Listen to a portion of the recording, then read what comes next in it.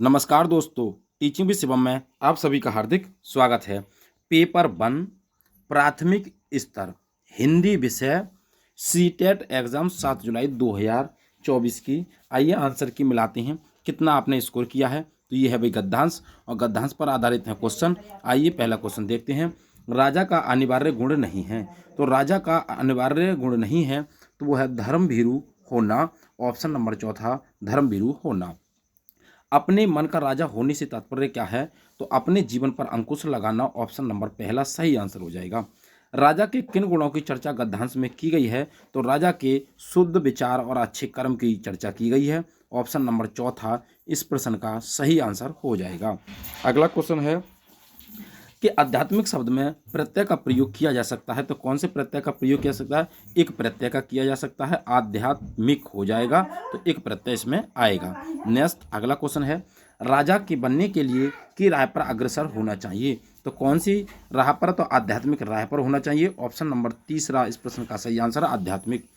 आध्यात्मिक होने का अर्थ क्या है? तो आध्यात्मिक होने का अर्थ है विचारों की सुंदरता। ऑप्शन नंबर पहला सही आंसर हो जाएगा, विचारों की सुंदरता। गद्यांश के अनुसार मनुष्य जीवन में का बहुत महत्व होता है, तो गद्यांश के अनुसार मनुष्य के जीवन में राजा का बहुत महत्व होता है। ऑप्शन नंबर पहला सही आंसर हो जाएगा, राजा। अगला क्वेश्चन है, एक राजा को और से नहीं डरना चाहिए, तो अन्याय और अधर्म से नहीं डरना चाहिए। ऑप्शन नंबर पहला सही आंसर है। विशेषण विशेष्य का उदाहरण नहीं है, तो कौन सा नहीं है? विशेषण और विशेष्य का उदाहरण तो हो जाएगा यानी कि अच्छे विशेषण और विशेष्य कर्म, तो वैचारिक और सुंदरता हो जाएगा भाई। तो ऑप्शन नंबर सही आंसर हो जाएगा, वैचारिक और सुंदरता। आइए नेक्स्ट अगला क्वेश्चन है, ये है भाई पद्यांश, और पद्यांश पर आधारित है क्वेश्चन। तो कौन कौन से हैं आइए देखते हैं। हिमालय का संधि विच्छेद क्या होगा? तो हिमालय का संधि विच्छेद है हिम प्लस आलय। ऑप्शन नंबर तीसरा सही आंसर हो जाएगा, हिम प्लस आलय। कविता में किन महापुरुष का उल्लेख किया गया है? तो कविता में भाई महात्मा गांधी का उल्लेख किया गया है। ऑप्शन नंबर तीसरा हो जाएगा। वीर का बहुवचन रूप क्या होगा? तो वीर का जो बहुवचन रूप होगा वो वीरों हो जाएगा। ऑप्शन नंबर दूसरा इस प्रश्न का सही आंसर वीरों हो जाएगा। भारत देश की क्या विशेषता है? तो भारत देश की जो विशेषता वो है दक्षिण में हिंद महासागर, दक्षिण में हिंद महासागर। ऑप्शन नंबर चौथा सही आंसर है। अगला क्वेश्चन है, कविता में किन वीरों के यशगान की बात की गई है? तो कविता में उन वीरों के यशगान की बात की गई है जिन्होंने देश की स्वतंत्रता के लिए जीवन दिया। ऑप्शन नंबर तीसरा सही आंसर है।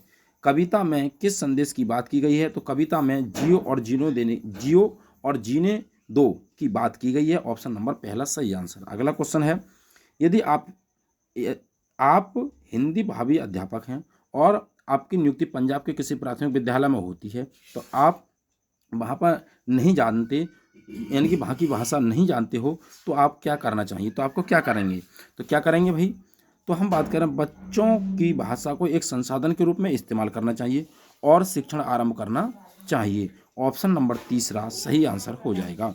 अगला क्वेश्चन आपकी स्क्रीन पर है, किसी टॉपिक पर मानस मंथन करने के बाद भी एक बालिका अपने आप से अनुच्छेद नहीं लिख पा रही है, हालांकि वयस्क या सहपाठी के मार्गदर्शन में लिख लेती है, इस प्रकार के मार्गदर्शन को क्या कहेंगे? तो इस प्रकार के यानी किसी की वयस्क की मदद के द्वारा तो हो जाएगी बायोगोस की इसकी फोल्डिंग।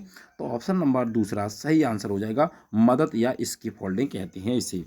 अगला क्वेश्चन है, भाषा अर्जन केवल तभी घटित होता है जब कब होता है भैया?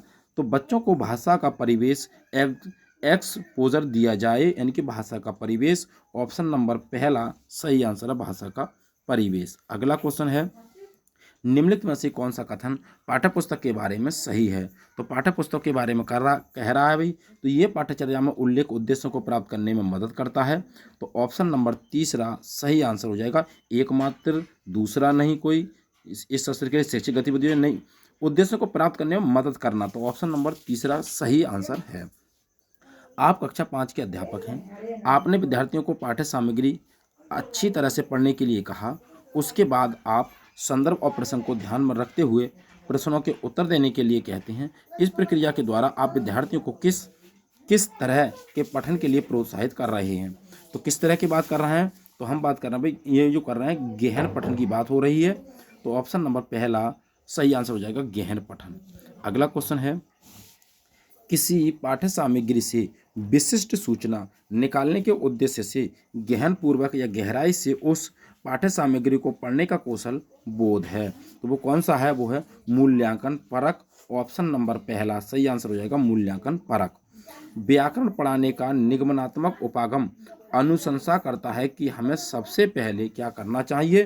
तो निगमनात्मक की बात कर रहा है भैया, तो हो जाएगा नियम से नियम प्रस्तुत करने चाहिए।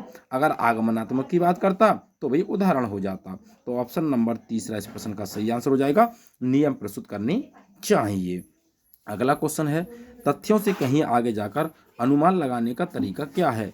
तो तथ्यों से कहीं जाकर अनुमान लगाने का तरीका है भाई, तो हो जाएगा भाई विश्लेषण करना। ऑप्शन नंबर तीसरा सही आंसर विश्लेषण करना। अगला क्वेश्चन है नेक्स्ट, हाँ इस क्वेश्चन का सही आंसर भाई निष्कर्ष। इन तथ्यों से कहीं आगे जाकर अनुमान लगाने का तरीका, हाँ तो निष्कर्ष निकालना। ऑप्शन नंबर चौथा निष्कर्ष निकालना हो जाएगा भैया। आइए अगला क्वेश्चन देखते हैं।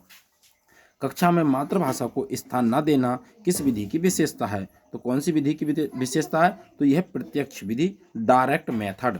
प्रत्यक्ष विधि डायरेक्ट मेथड की बात कर रहा है। ऑप्शन नंबर पहला सही आंसर हो जाएगा। आइए अगला क्वेश्चन देखते हैं। एक अध्यापक होने के नाते आप एक बच्चे की उसके कुल भाषा प्रयोग के लिए प्रशंसा करते हैं, यद्यपि उसने कुछ शब्दों की वर्तनी गलत लिखी है। आप कक्षा में किस उपागम का प्रयोग करेंगे? तो उस उपागम की बात करें तो वो हो जाएगा संप्रेषणात्मक उपागम। ऑप्शन नंबर तीसरा सही आंसर है, संप्रेषणात्मक उपागम। एक भाषा अध्यापक को चाहिए कि वह विद्यार्थियों को स्वच्छंद लेखन के लिए प्रोत्साहित करे, क्योंकि स्वच्छंद लेखन का शिक्षार्थियों के लिए लाभ क्या है। तो अगर हम इस लाभ की बात करें तो ये क्या करता है, ये शिक्षार्थियों को प्रवाह के साथ और रचनात्मक तरीके से लिखने के लिए प्रोत्साहित करता है। पॉजिटिव टैग वर्ड्स वैसे भी है भैया, तो ऑप्शन नंबर दूसरा सही आंसर हो जाएगा, रचनात्मक तरीके से लिखने के लिए प्रोत्साहित करता है। अगला क्वेश्चन है, यह अधिगम का एक प्रकार है जिसमें बच्चों को उच्च स्तरीय मानसिक प्रक्रियाओं जैसे बुद्धि या तर्क करना आदि का प्रयोग करना होता है। तो सही आंसर इस क्वेश्चन का हो जाएगा भाई गत्यात्मक कौशल अधिगम। ऑप्शन नंबर चौथा गत्यात्मक कौशल की बात हो जाएगी। अगला क्वेश्चन देखते हैं। अगला है कि निम्नलिखित में से कौन सा कक्षाई अभ्यास विद्यार्थियों में मौखिक भाषा के विकास में मदद करेगा। तो कौन सा है? तो सही आंसर हो जाए इसका नए या अपरिचित शब्दों के सही उच्चारण का अभ्यास करना। ऑप्शन नंबर पहला सही आंसर हो जाएगा। जब हम ये कहते हैं कि भाषा यादृच्छिक है तो इसका तात्पर्य क्या है? तो इसका जो तात्पर्य है वो हो जाएगा भाषा के शब्दों और उनके अर्थों के बीच अंतर्निहित संबंध होता है। ऑप्शन नंबर दूसरा करेक्ट आंसर है। भाषा के शब्दों और उनके अर्थों के बीच क्या होता है? अंतर्निहित संबंध होता है। अगला क्वेश्चन है, भाषा अधिगम में निदानात्मक परीक्षण का उद्देश्य क्या है? तो भाषा अधिगम में निदानात्मक परीक्षण का जो उद्देश्य है बच्चों की समझ में रह गए अंतरों को जानना और उपचारात्मक कदम उठाना। ऑप्शन नंबर चौथा इस प्रश्न का सही आंसर हो जाएगा।